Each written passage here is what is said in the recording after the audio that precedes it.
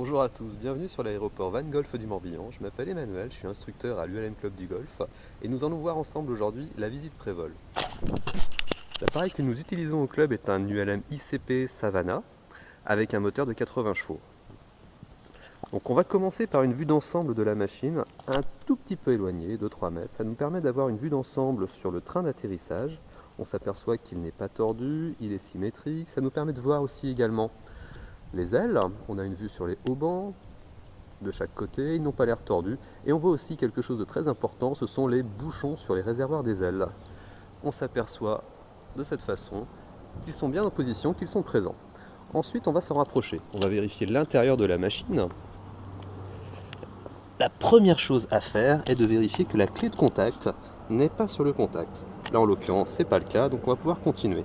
Une autre chose très importante, ce sont les magnétos. Ils doivent être sur 0, vers le bas. Très important. Si toutefois il y en a un vers le haut et qu'on essaye de faire tourner l'hélice, le risque est un démarrage intempestif de la machine avec un risque très important de blessure. Donc vraiment faire très attention à ça. Actuellement, il n'y a pas la clé, les magnétos sont sur off. On va pouvoir commencer une visite pré-vol.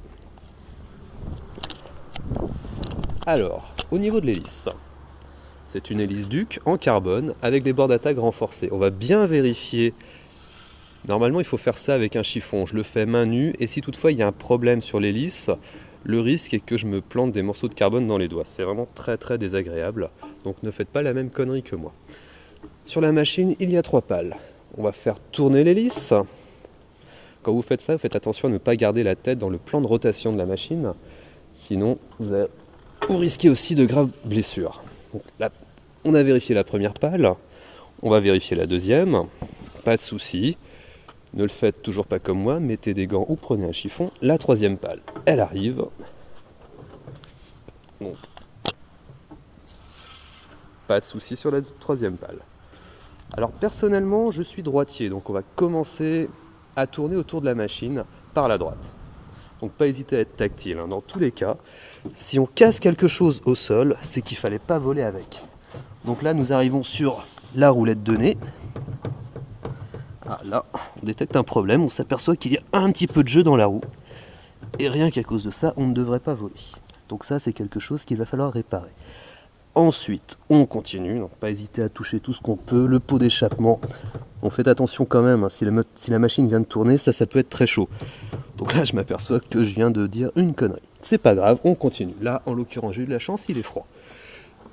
On continue. La verrière. Donc la verrière, évitez de la toucher avec vos mains, vous allez la salir et vous risquez aussi de l'abîmer.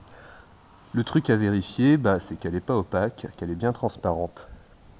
On continue avec les bords d'attaque.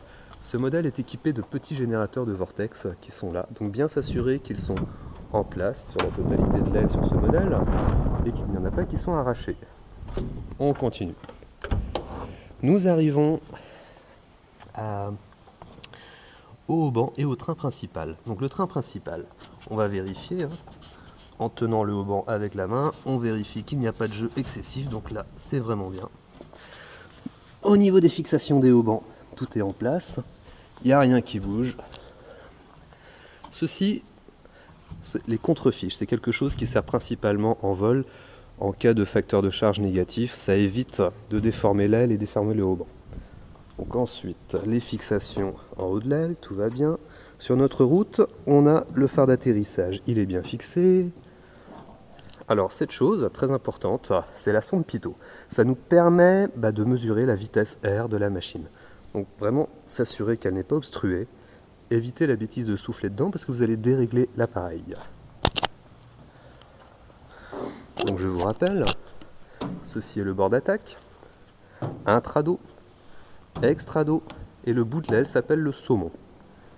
Cette partie-là, partie de l'aile, s'appelle tout simplement le bord de fuite. Donc on va s'assurer qu'il n'y a pas eu de choc. On peut s'apercevoir ici et là qu'il y a déjà eu quelques petits chocs qui ont été réparés, des chocs sans gravité.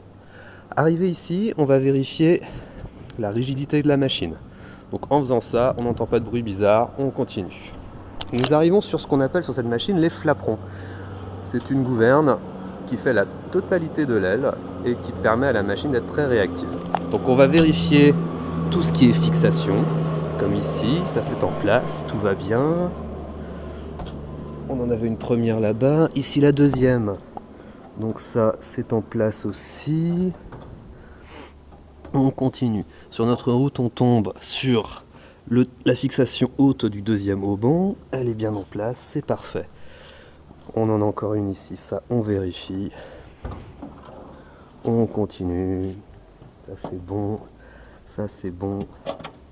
Ça c'est bon, parfait. Un petit coup d'œil aussi sur la verrière en haut de la cellule. Elle n'est pas cassée, elle n'est pas fissurée, elle n'est pas opaque. Tout va bien. Nous arrivons à présent sur l'antenne VHF. Donc bien s'assurer qu'elle est correctement fixée, qu'elle n'est pas cassée, pas tordue et qu'elle non plus n'a pas de jeu. En regardant les antennes, alors on va se baisser et on va aller voir l'antenne du transpondeur qui se trouve généralement sous la machine. Elle est ici. Donc celle-là, on s'aperçoit aussi qu'il y a une trappe. La trappe n'est pas ferme, enfin la trappe n'est pas, elle est bien fixée. Voilà ce que je voulais dire. On continue. Nous arrivons ici sur la gouverne de profondeur, l'empennage horizontal. Donc on vérifie tout ça. De cette partie de la gouverne de profondeur, on s'aperçoit qu'on a un trim. Donc surtout quand vous manœuvrez donc cette gouverne, évitez de la manœuvrer par le trim, ça pourrait l'endommager. Donc les fixations, on vérifie absolument tout. On vérifie qu'il n'y a pas de point dur. Tout correspond bien. Ok, donc là, visiblement, on est en très bon état. Ensuite, nous avons la commande de la gouverne de direction, qui est tout simplement cette pièce-là de l'avion. C'est commandé par des câbles, et on va vérifier l'état du câble. À ce niveau-là, il n'est pas abîmé, tout va bien. Donc toujours évitez de le faire comme moi, hein. Mettez des gants, parce que si le câble est abîmé, vous allez vous prendre un bout d'inox dans le doigt, et c'est vraiment pas agréable. Donc là, vraiment faire tout le tour. On vérifie absolument tout. On regarde là, il n'y a pas de jeu, c'est parfait. Cette petite pièce ici s'appelle un flattener. C'est ce qui permet à l'avion de contrer l'effet de couple de l'hélice. Donc s'assurer qu'elle est dans une position qui permette un vol, dans une position qui ne va pas perturber le décollage. Donc là, on est vraiment bien. Et bien là, on arrive exactement à la même chose, mais de l'autre côté de l'avion. Donc c'est important de tout vérifier de la même façon.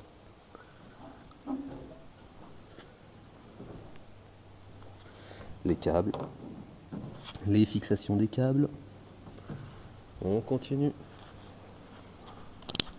Nous arrivons au flaperon de l'aile droite. Voilà. Les fixations des haubans. Le train principal, tout ça.